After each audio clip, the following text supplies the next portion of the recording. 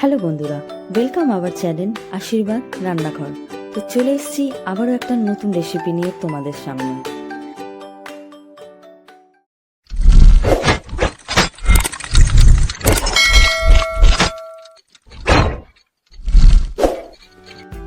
এরকম মজাদার নতুন নতুন রেসিপি পেতে গেলে অবশ্যই আমার চ্যানেলটিকে সাবস্ক্রাইব করে রাখো। তো চলো শুরু করা যাক। প্রথমে আমি গ্যাসটা ওপেন করে নিলাম। তারপর আমি এখানে সয়াবিন সেদ্ধ করার জন্য জল নিয়ে নিলাম। আমি এখানে পরিমাণ মতন 3 জনের জন্য সয়াবিন অ্যাড করে দিলাম। তোমরা তোমাদের নিজেদের মতন অ্যাড করে নিতে পারো। তো চলো সিদ্ধ করা যাক। এখন এখানে অলরেডি একটু সিদ্ধ হয়ে এসছে, তো আমি এটা 5 মিনিটের জন্য ঢাকা দিয়ে দিলাম। মোটামুটি পুরোটাই আমার ফুটে গেছে এবং একটু ভালোই সিদ্ধ হয়ে গেছে, বোঝাই যাচ্ছে। তো এবার এর মধ্যে আমি একটু নুন অ্যাড করে দেবো, সাথে একটু সামান্য পরিমাণে হলুদ অ্যাড করে দেবো। দুটোকে ভালো করে নাড়াচাড়া করে নেব। তারপরে আমি এটা আবার ঢেকে দেবো 10 মিনিটের জন্য। তো দেখতেই পাচ্ছ এখানে আমার সোয়াবিনটা খুব ভালোভাবে সিদ্ধ হয়ে গেছে। এবার এটাকে আমি একটু চেক করে নেব। তো আমি এখানে দেখতে পারলাম কত সফট আর স্পঞ্জি হয়েছে। এবার আমি এটাকে একটা পাত্রের মধ্যে ঢেলে নেব। তোমরা অবশ্যই এখানে কিন্তু ঠান্ডা জল দিয়ে ধুয়ে নিও, আমি সেটা দেখালাম না। চলো মেন উপকরণে যাওয়া যায়। এখানে আমি ক্যাপসিকাম কেটে রেখেছি, বারিক চপ করে আদা রসুন এবং কাঁচা লঙ্কা কেটে রেখে দিয়েছি।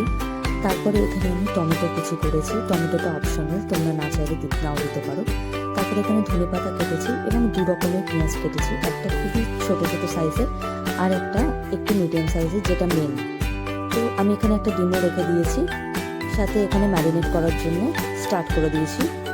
তো প্রথমে আমি এখানে জল চিপে সোয়াবিনগুলোকে রেখে একটা ডিম অ্যাড করে দিলাম। তারপরে এর মধ্যে নুন দিলাম পরিমাণ মতো। তারপরে এর মধ্যে জিরে গুঁড়ো অ্যাড করে দিলাম, সাথে লঙ্কার গুঁড়ো দিয়ে দিলাম, এটা অপশনাল, তোমরা চাইলে নাও দিতে পারো। এরপরে কর্নফ্লাওয়ার অ্যাড করে দিলাম। তারপরে এটা ভালো করে ম্যারিনেট করে 5 মিনিটের জন্য রেস্টে রেখে দেবো। এবার কড়াইতে আমি পরিমাণ মতন তেল দিয়ে দিলাম। তারপরে এবার সোয়াবিনগুলো ভেজে নেব। তো সোয়াবিনগুলো আমি কড়াইয়ের মধ্যে দিয়ে দিলাম এবং ঢেকে ঢেকে সোয়াবিনগুলোকে ভাজতে হবে ভালো করে, কারণ এর মধ্যে ডিম আছে অ্যাড করা। তো সোয়াবিনগুলো আমি ভালো করে নাড়াচাড়া করে তারপরে একটু ঢেকে দেবো সোয়াবিনগুলো 5 মিনিটের জন্য। দেখো অলরেডি আমার সোয়াবিনগুলো ভালো করে ভাজা হয়ে গেছে। এবার সোয়াবিনগুলোকে আমি একটা পাত্রের মধ্যে নামিয়ে নিলাম। এরপরে কড়াইতেই আমি আরেকটু তেল দিয়ে বারিক চপ করে কেটে রাখা আদা রসুন এবং কাঁচা লঙ্কাটা ফার্স্টে দিয়ে দিলাম। তো এটাকে একটু হালকা ফ্লেমে ভাজতে হবে, ফ্লেমটা যেন হালকাই থাকে, যাতে না এটা পুড়ে যায়।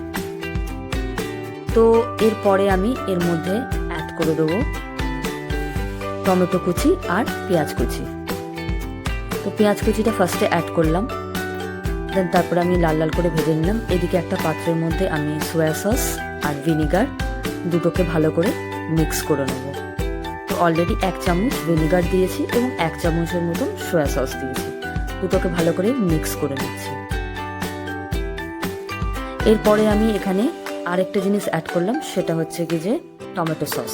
3টে টমেটো সসটা অপশনাল, তোমরা চাইলে নাও দিতে পারো। এরপরে আমি টমেটোটা এখানে অ্যাড করে দিলাম, যেহেতু আমি আলাদা করে টমেটো দিয়েছিলাম, তো আমি টমেটো সসটা বেশি দিলাম না ওর মধ্যে। তো টমেটোগুলো ভালো করে ভেজে নেবো। তারপরে পেস্টটা যেটা করেছি ওটা আমি সবার লাস্টে অ্যাড করব। তার আগে আমি ক্যাপসিকাম এবং পেঁয়াজটা অ্যাড করে দিলাম। এই দুটোকে একটু লাল লাল করে ভেজে নেব। তো এইবারে আমি এগুলোকে ভেজে নেওয়ার পরে তারপরে এই সসটা যেটা আমি বানিয়ে রেখে দিয়েছিলাম সেটা আমি অ্যাড করে দিলাম। তারপরে এই সসটার বাটিতেই আমি একটু জল দিয়ে এটাকে অ্যাড করে ভালো করে ঢেকে রাখবো। সবসময় হাতের কাছে চিকেন মাটন থাকে না, তো তোমরা খুব চটজলদি এটা বাড়ির উপকরণ দিয়ে তৈরি করে নিতে পারো। যারা যারা আমার আগের ভিডিওটা দেখোনি, আই বাটনে আমি লিঙ্ক দিয়ে দেবো, অবশ্যই আগের ভিডিওটা গিয়ে দেখে এসো। তো এখানে একটা পাত্রে আমি কর্নফ্লাওয়ার দিলাম। কর্নফ্লাওয়ারটা আমি খুবই কম পছন্দ করি, খুব কম ইউজ করলাম। তো দেখো অলরেডি আমার এটা ফুটে গেছে খুব সুন্দরভাবে। আমি আরেকটু ঢেকে দেবো 5 মিনিটের জন্য। 5 মিনিট পরে দেখলাম এটা অলরেডি সব কিছু সিদ্ধ হয়ে গেছে ভালোভাবে। এবার আমি ওই কর্নফ্লাওয়ারটাকে এর মধ্যে অ্যাড করে দেবো। তো কর্নফ্লাওয়ারটা আমার বেশি পছন্দ না, বেশি গাঢ় হয়ে যায়, তো আমি কম ইউজ করলাম। তোমরা চাইলে বেশি ইউজ করতে পারো। তো আমি যে ভেজে রাখা সোয়াবিনটা ছিল সেটা এর মধ্যে দিয়ে আর একটু সামান্য পরিমাণ জল দিয়ে ঢেকে দিলাম। তো অলরেডি এখানে ভালোভাবে কমপ্লিট হয়ে গেছে, দেখতেই পাচ্ছ। আমি ধনে পাতা দিয়ে উপরে গার্নিশ করে তারপরে এটা নামিয়ে নেব। বন্ধুরা, আমার সোয়া চিলি কমপ্লিট। রেসিপিটা ভালো লাগলে অবশ্যই একটা লাইক করো, সাবস্ক্রাইব করো, আর ডেফিনেটলি জানাতে ভুলো না কমেন্টে যে তোমাদের কেমন লাগলো। ততক্ষণের জন্য ভালো থেকো, সুস্থ থেকো।